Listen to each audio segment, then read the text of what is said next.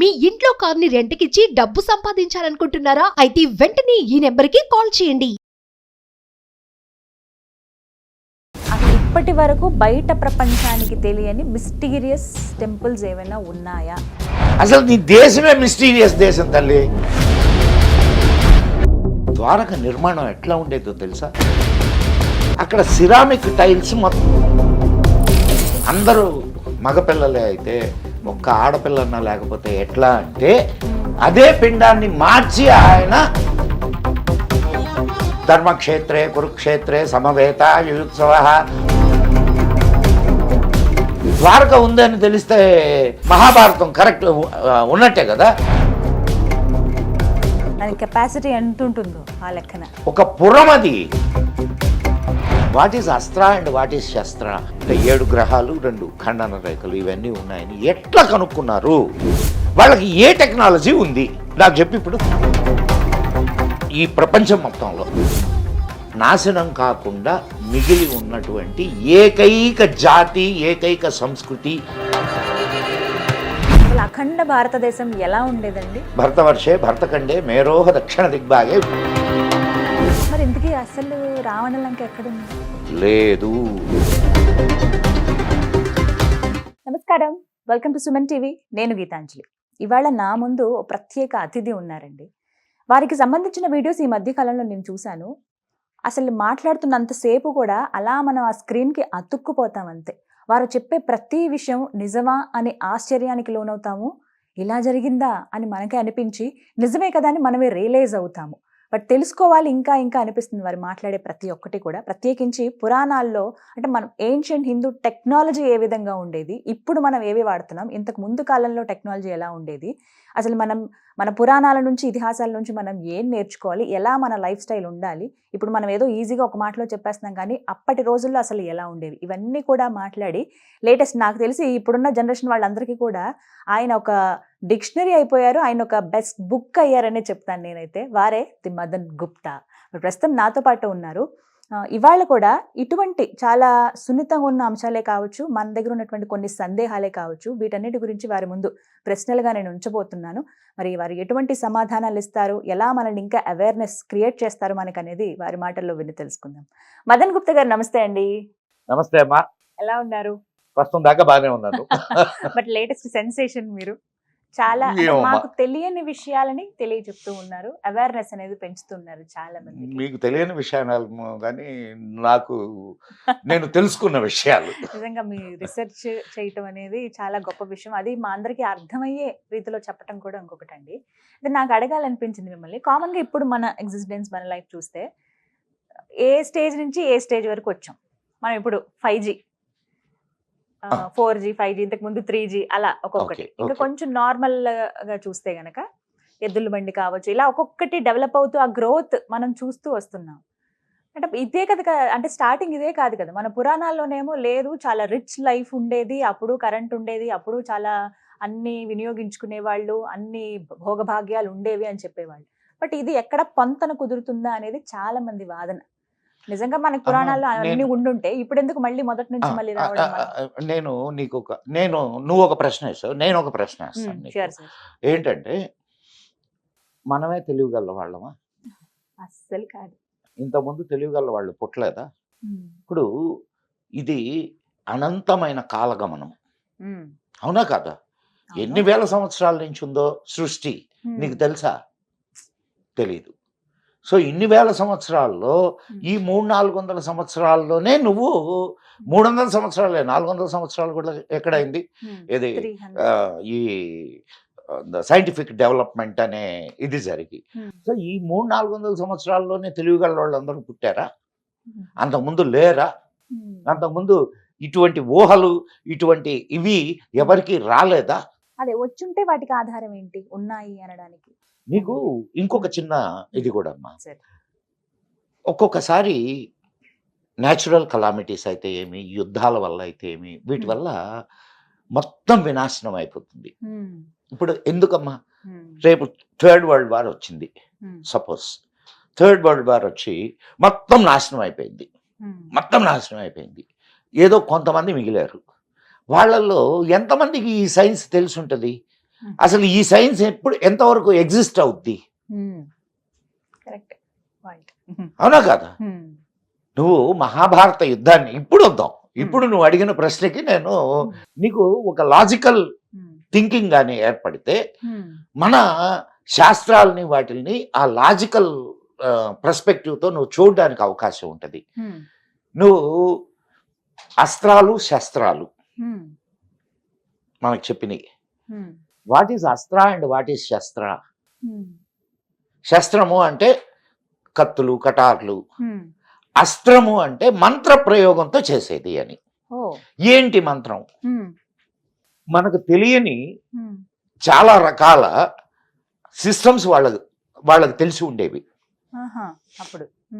ఇప్పుడు నువ్వు డిస్క్రిప్షన్స్ ఏది రామాయణంలో కానీ మహాభారతంలో కానీ యుద్ధ సమయంలో వాళ్ళు ఉపయోగించినటువంటి శస్త్రాలు అస్త్రాలు వాటి డిస్క్రిప్షన్స్ కానీ నువ్వు చదివితే ఈరోజు మనం ఏ అటామిక్ పవర్స్ని ఇది చేస్తున్నామో ఆ అటామిక్ ఇదంతా కూడా నీకు అక్కడ కనిపిస్తుంది. ఓకే,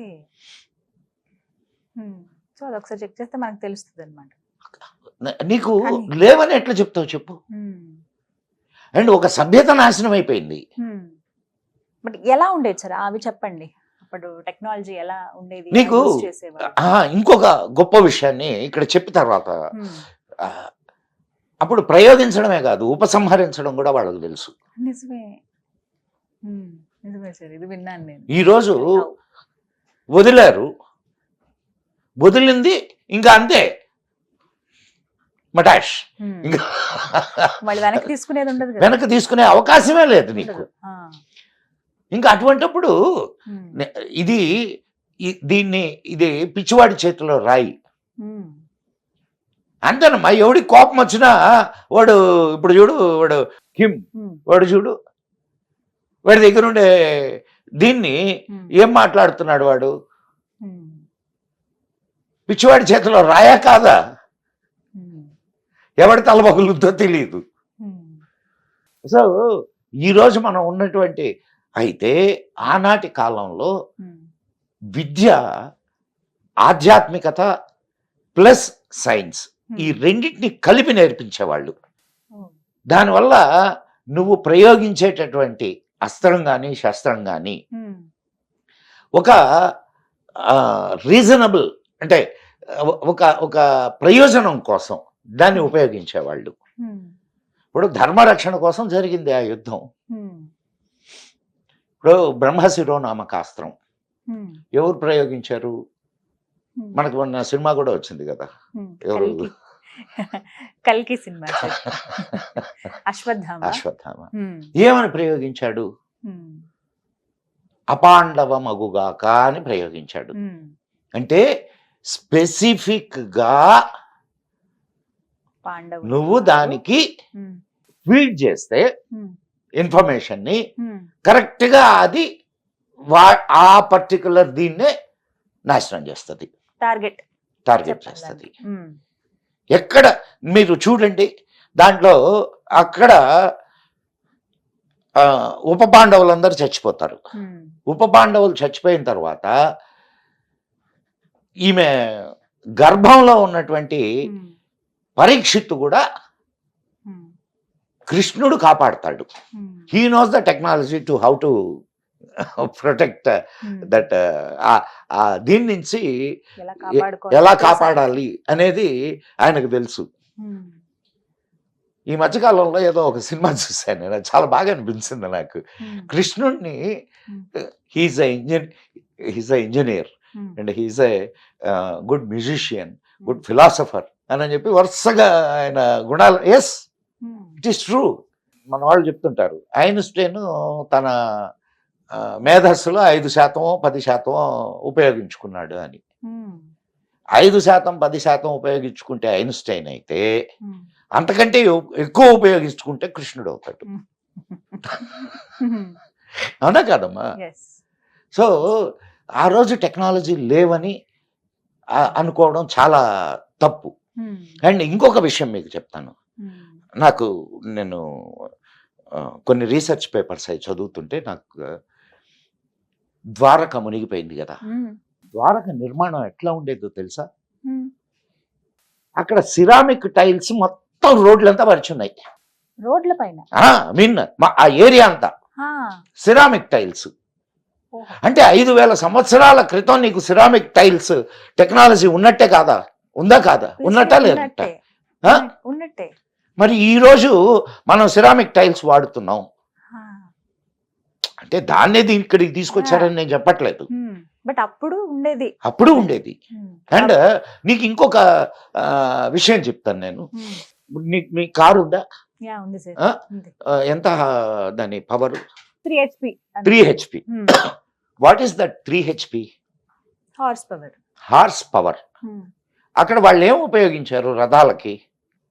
హార్స్లే, గుర్రాలే. ఏమో గుర్రాలనే ఉపయోగించారు, గుర్రాల పవర్ ని ఉపయోగించారు. అర్థమవుతుందమ్మా? సో ఈ రోజు కూడా మనం దాని మెజర్ చేయడానికి హార్స్ పవర్ అనే వాడుతున్నాం. అవునా కాదమ్మా? సో లింక్ చేసుకుంటే చాలా మనకి కనెక్ట్ అవుతాయమ్మా. నేను అన్నది అదే. ఈ రోజు మనమే తెలియగల వాళ్ళం, మనమే మేధావులం, మన సైన్స్ మన దగ్గరే ఉంది. ఇంకా మనమే సృష్టించాము, కనిపెట్టాము అని అనుకోకూడదు. ఇంతకు మించినవి మన పురాణాల్లో ఉన్నాయి. నీకు మనకు కొన్ని శాస్త్రాలు ఉన్నాయమ్మా. నువ్వు సరేనమ్మా, నేను ఒక విషయం అడుగుతాను, చెప్పమ్మా. కొన్ని వేల సంవత్సరాల క్రితం, కొన్ని వేల సంవత్సరాలు ఎంత అనేది మనం దానికి వేరే లెక్కలు ఉన్నాయి, కానీ ఆ లెక్కలన్నీ చెప్పుకుంటుంటే జనాలకు అర్థం కాదు. కొన్ని వేల సంవత్సరాల క్రితం భూమి గుండ్రంగా ఉందని, సూర్యుడికి ఇంత దూరంలో భూమి ఉందని, చంద్రుడు, నవగ్రహాలు అంటే 7 గ్రహాలు 2 ఖండన రేఖలు ఇవన్నీ ఉన్నాయని ఎట్లా కనుక్కున్నారు? వాళ్ళకి ఏ టెక్నాలజీ ఉంది నాకు చెప్పి. ఇప్పుడు మన సైంటిస్టులు కనుక్కున్నవే ఇవన్నీ కనుక్కున్నారుగా మనోళ్ళు. ఇప్పుడు మీదే ఊరు నేటివ్? వెస్ట్ గోదావరి, భీమవరం దగ్గర పాలకోడేరు. మీ ఊళ్ళో బ్రాహ్మడు ఉన్నాడా? నేను ఉన్నాడా? మీ ఇంట్లో పెద్దోళ్ళు ఏ కార్యం కావాల్సిన ఆయన దగ్గరికి పోయి అయ్యా ఈ రోజు బాగుందా లేదా అడుగుతారా? ఆయన రే ఈరోజు అమావాస్య, ఈరోజు పౌర్ణమి, ఈరోజు పలానా రోజున నీకు గ్రహణం వస్తుంది, ఇవన్నీ చెప్తున్నాడా లేదా? చెప్తారు. ఏం సైన్స్ ఉంది వాడికి? పంచాంగం చెప్తారు ఆయన. పంచాంగం ఎక్కడిది? పంచాంగం ఎన్ని వేల ఏళ్ల నాటిది? ఎట్లా సృష్టించబడింది? అవునా కాదా? నువ్వు ఆ రోజు ఉన్నది సైన్స్ కాదనబాక. నేను అంటున్నది ఏంటంటే ఈ రోజు ఉన్నది సైన్స్ ఓకే, కానీ ఆ రోజు ఉన్నది కూడా సైన్సే. కాకపోతే నీకు తెలిసినటువంటి రూపంలో ఉండకపోవచ్చు. That's a different issue. ఇప్పుడు మనం చూస్తున్న విధానమే కాదు, ఇదే విధానంలో ఉండాలనే రూల్ ఏం లేదు అక్కడ. ఇప్పుడు నీకు మహాభారతాన్ని యుద్ధం ఎట్లా జరుగుతుంది అని చెప్పి వేదవ్యాసుడు సంజయుడికి ఒక హైయెస్ట్ టెక్నిక్ ని చెప్పిపోతాడు. ఎందుకనంటే ధృతరాష్ట్రుడికి చెప్పాలా. సో యుద్ధం జరిగేటప్పుడు ఈ లైవ్ కామెంటరీ ఇస్తాడు. ఆయన చూడలేడు కాబట్టి లైవ్ కామెంటరీ ఇస్తాడు. ఎలా హౌ ఇక్కడి నుంచి అక్కడికి ఎట్లా? అది టెక్నాలజీ కాదంటే ఎట్లా? ఫోన్లు ఉన్నాయి సార్ అప్పుడు. ఏమో ఫోన్లు ఉన్నాయో లేదో తెలియదు. లైవ్ టెలికాస్ట్ ఇస్తాడు. ధర్మక్షేత్రే కురుక్షేత్రే సమవేత యుయుత్సవ మామక పాండవాశ్చైవ కిమకుర్వత సంజయ దృష్ట్వాతు పాండవాణీకం వ్యూఢం దుర్యోధనస్తదా ఆచార్యముపసంగమ్య రాజా వచనమబ్రవీత్. వరుసగా చెప్తాడు. మీరు భగవద్గీతలో మొదటి ఇవన్నీ చదివితే అక్కడ యుద్ధం ఎట్లా జరుగుతుందో చూపిస్తాడు. టెక్నాలజీ లేదని ఎందుకు అనుకుంటాం ఇలాంటివన్నీ చెప్పిన తర్వాత. చక్కగా చెప్పారు sir. Thank you so much for your time. నమస్కారం. ఓం నమః శివాయ.